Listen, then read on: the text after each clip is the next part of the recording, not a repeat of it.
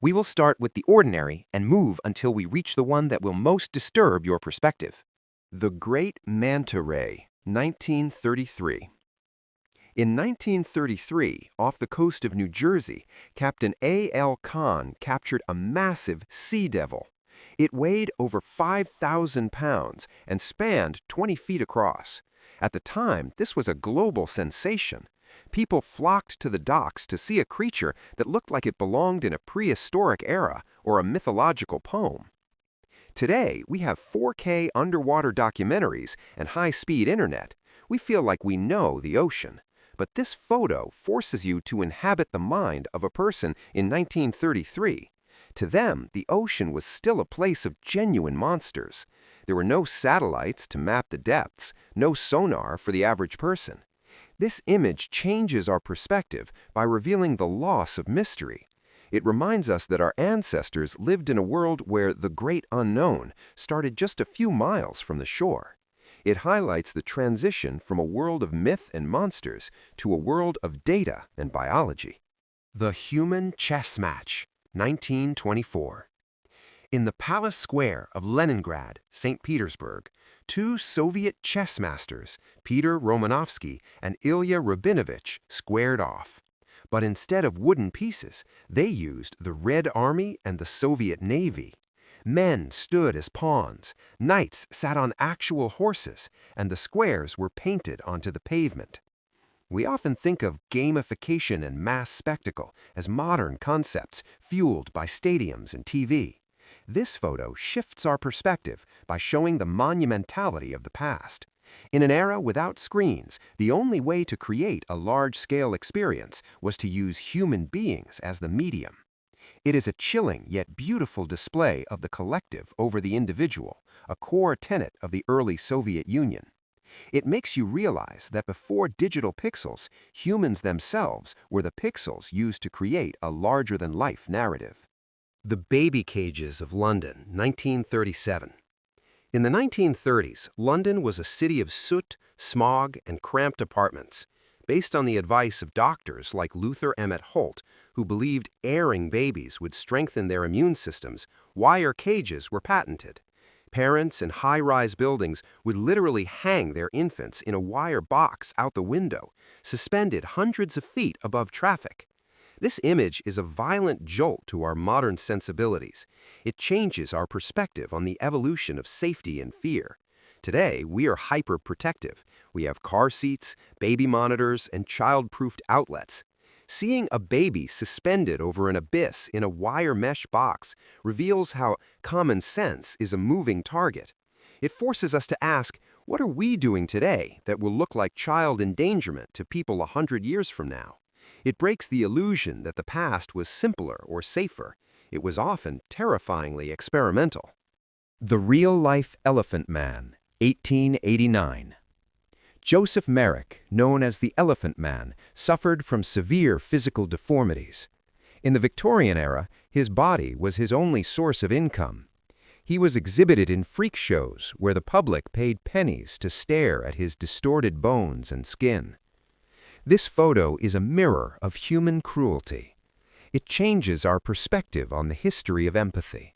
We often think of the Victorian era as a time of high manners and rigid morality.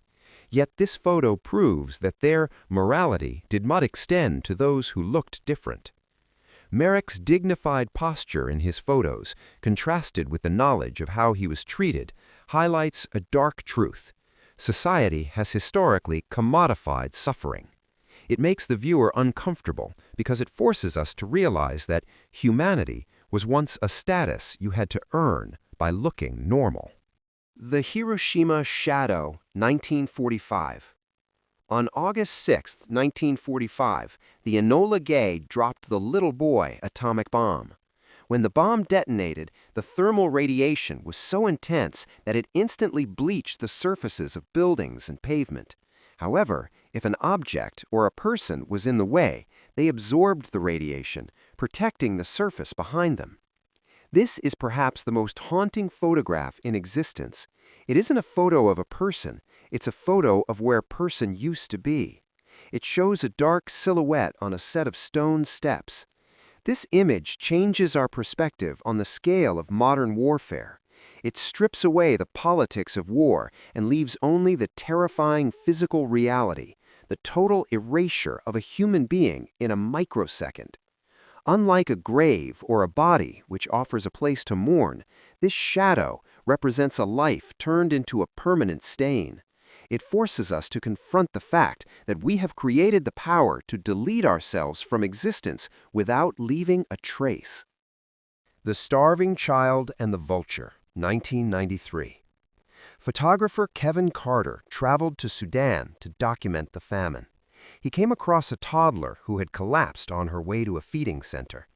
As he prepared to take the photo, a hooded vulture landed behind her, waiting. Carter took the photo and then chased the bird away, but he did not carry the child to the center. This photo changed the world's perspective on the ethics of the observer.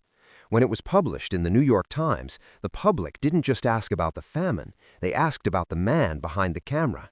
It forces us to confront a brutal paradox. To show the world a tragedy, you must sometimes allow the tragedy to happen. Carter won a Pulitzer, but the guilt eventually led him to take his own life. This image changes how we view news.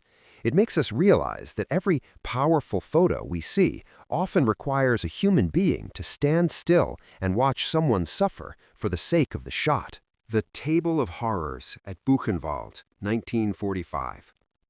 When Allied soldiers entered the Buchenwald concentration camp, they were prepared for death, but not for this. This photo documents a table of artifacts collected by the camp's commandants. It included shrunken heads and pieces of human skin that had been preserved because they had interesting tattoos.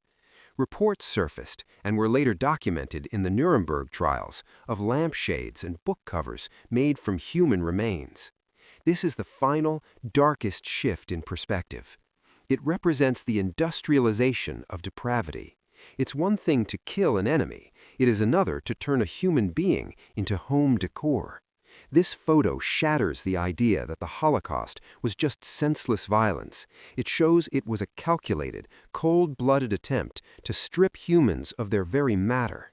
It changes our perspective on the limits of human behavior. It proves that under the right or wrong ideology, the person living next door is capable of viewing their fellow man not as a soul, but as raw material. It is the ultimate warning that the past is a place where the unthinkable was routine.